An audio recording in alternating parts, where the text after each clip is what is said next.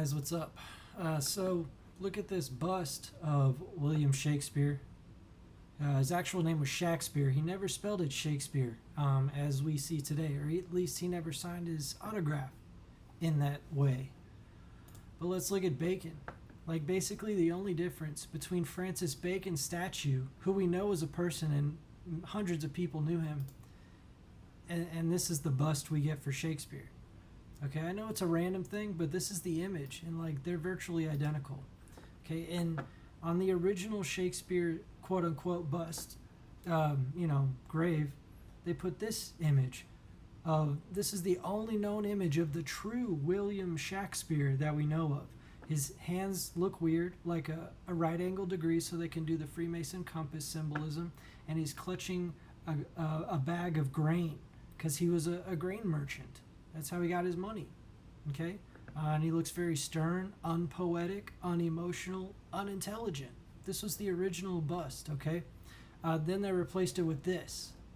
Like 100 years later, at least, they switched it to this. He's still blank, but he has a pen in his hand.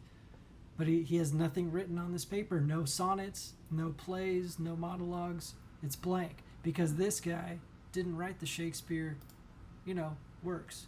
And this is the, of course, 1623 first folio image of him. He's unshaven, which is kind of weird. He has two left eyes. You could see right here the indentions. And he has a line right here indicating a mask. He has no neck. He has two right shoulders. A couple things. His mouth and nose are not in proportion to the way he is looking. Once again, he is stoic and unpoetic, and it's just very trippy. Like, this stuff doesn't add up, okay? Unless you know it's a conspiracy, like Nietzsche, Mark Twain, and I. So let's go to my Instagram. Did y'all know that the first man in the world to get COVID, the COVID vaccine, was this guy, and he was named William Shakespeare? Isn't that weird? And this cool Instagram person I look at sometimes, he noticed that he died 33 days after Shakespeare's birthday, May 25th, 2021. And Shakespeare was born April 23rd, even though that Taurus birth chart has no depth to it at all. If you're an astrologer and you look at William Shakespeare's birth chart, it is not deep at all. Francis Bacon's is, though. Anyway. So yeah, 33 days is important, meaning it's all intentional. But why would this be? What does it indicate? As if maybe William Shakespeare, as we know as Francis Bacon, knows, and we know as the founder of Freemasonry, so Freemasons are part of this vaccine, this end times Mark of the Beast thing? Maybe. That could be the indication. I don't know, but I just know that's a fact. First man in the world to get COVID vaccine, William Shakespeare's name. And I'm into this Bacon Shakespeare stuff the same exact times. I don't think it's coincidence, y'all. This is interesting how a baseball kind of looks like the Freemason compass with the right angle. This would actually be upside down. I don't really necessarily agree with this stuff, but it's interesting to look at. Now, this was interesting. The number of verses in the entire New Testament was 779:57, which happens to be a perfect hexagon. And you could divide it by Stephen's name, the first martyr in the Bible, which as Stephanos, 1326, just multiply 1326 times 6, which creates that hexagon. Isn't that crazy? This cool guy I follow emails me this stuff. And in fact, let's see. Right here, we find the very event of Stephen's death ties into the entire New Testament in half. It divides the entire New Testament in half. So if you look at this, if you put the New Testament on a hexagon and make this perfect hexagonal number, from the 79:57 verses in the New Testament, you get 7 Stephens plus this one. Then just divide it by 2 in this other way, The exact midway point is when Stephen specifically dies in the New Testament. So it's two indications clarifying and verifying that that is intentional by God. Liberal, there's no gender, but the future is female. Okay. This is in Francis Bacon's notebooks. Okay, the honorific Cabalitude like it was in this pyramidal shape. Speaking of Gematria and numbers and shapes, this is the word in Shakespeare's play, Measure for Measure. Why is it in Francis Bacon's notebooks? Okay, what's crazy is Shakespeare wrote the Richard II up to Henry VIII, except Henry VII. He didn't write Henry VII. There's no Shakespeare play called Henry VII. That's because Bacon wrote Henry VII as a book, because it necessitated an even greater volume of text. He couldn't write it in play form, so Bacon Shakespeare wrote Henry VII in literal, prose form, 250-page book, instead of as a play. And then Shakespeare just happens to start right after Henry VIII at exactly the same historical point in which Bacon starts and ends his book. Okay, so this isn't a joke. First page of Scene 4, Act 2 of Henry IV, first part. Francis appears 39 times.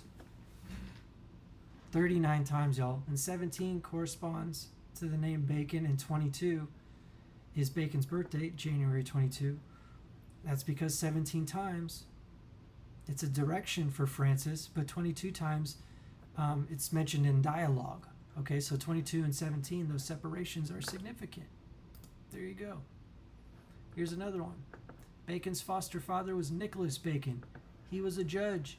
He literally said to one of the people, "Hog is not bacon until it's well hanged," because the guy was trying to get out from being hanged and made a pun about bacon and pigs and all that.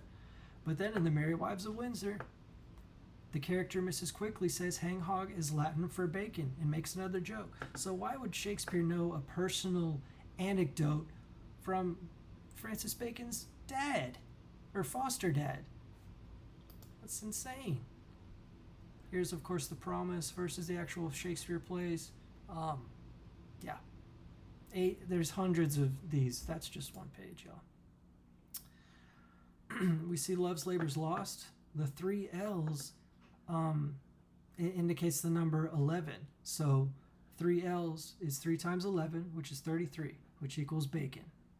Okay, in the K cipher and the simple cipher. That's just insanity if you still believe the same things. Yeah, there's some other stuff right there. Here, I want you to listen to this really quick. Yeah, have armed guards or all guns are bad. Okay. I want you all to listen to this really quick, and then I'll end it. Under orders from the king, relieve 4 lords under orders from the king, relieve Cardinal Wolsey of the Great Seal of Office. And Henry they are the Earl of Eighth. Shrewsbury, Earl of Northumberland, Duke of Norfolk, and the Duke of Suffolk. So these 4 guys basically are responsible for this guy's, this cardinal being fired, basically. Historically, this is incorrect. Yeah.